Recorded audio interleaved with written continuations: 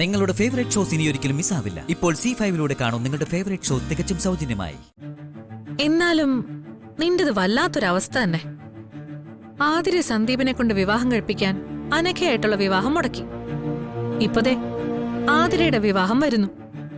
ഇനി അതും മുടക്കേണ്ട ഉത്തരവാദിത്തം നിനക്ക്. നീയൊരു സ്ഥിരം വിവാഹം മുടക്കിയാവുകയാണല്ലോ. എന്നിട്ട് നിന്റെ ദുരന്തപൂർണമായ വിവാഹം മുടക്കാൻ നിനക്ക് കഴിഞ്ഞതുമില്ല.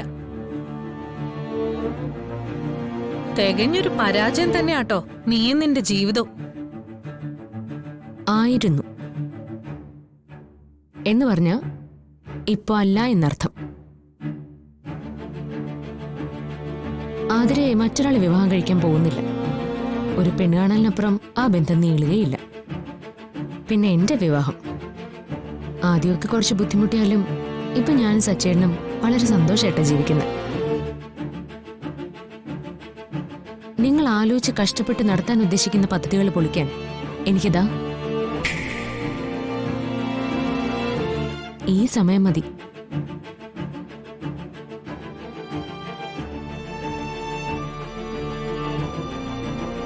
ഡോക്ടർ സന്ധ്യയും ഭർത്താവ് അബ്ദുൽ ഖാദറും എന്റെ കൂടെ ഉള്ളതുകൊണ്ട് ആ സമയം പോലും ആവശ്യമില്ല.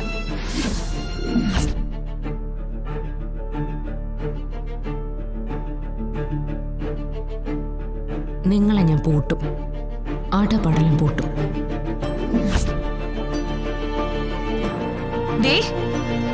എനിക്കറിയാം എന്താ പറഞ്ഞു വരുന്നേന്ന്. അർച്ചന അവന്തികയോട് കളിക്കാൻ നിൽക്കരുത് എന്നല്ലേ?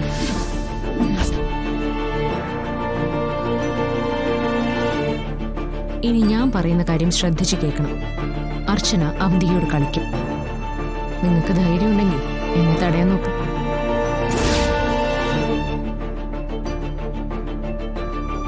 അവസാനം ഒന്നും പറ്റിയില്ലെങ്കിൽ നിങ്ങളെ ഞാൻ കൊല്ലും. കഴുത്ത് ഞെരിച്ച് ശ്വാസം മുട്ടിച്ചു കൊല്ലും.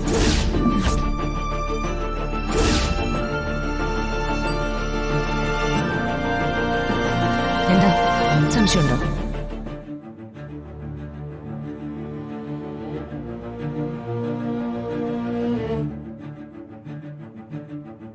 പേടിച്ചു പോയോ? മുഖം കണ്ടാ അറിയാം നന്നായിട്ട് പേടിച്ചു. നിന്റെ വർത്താനത്തിൽ പേടിക്കുന്നവളല്ല ഞാൻ. എനിക്കറിയാം നീ വെറുതെ പറഞ്ഞാണെന്ന്. ആര് പറഞ്ഞ ഞാൻ വെറുതെ പറഞ്ഞത്? ഞാൻ കാര്യമായിട്ട് തന്നെയാ പറഞ്ഞേ. ഇനി അത് സംഭവിച്ചാൽ ഈ കുടുംബം രക്ഷപ്പെടുമെന്ന് വന്നാ അതിനും ഞാൻ മടിക്കില്ല.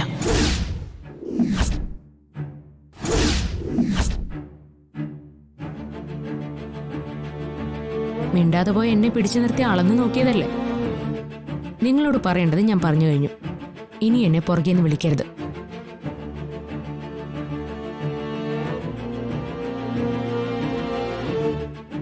അർച്ചനെ, അവന്തികയെ വെല്ലാൻ നിന്നെ കൊണ്ടാവില്ല ഒരിക്കലും. നിന്റെ മുന്നിൽ ഒരു നിമിഷം മൗനമായി നിന്നെന്ന് കരുതി ഈ അവന്തിക മയങ്ങി ഉറങ്ങിയിട്ടില്ല. ഉയർത്തെഴുന്നേൽക്കും നീ അടക്കമുള്ളവരുടെ സർവനാശം കാണാൻ. ഡൗൺലോഡ് ചെയ്യൂ C5 ആപ്പ്. കാണൂ എല്ലാ എപ്പിസോഡുകളും സൗജന്യമായി.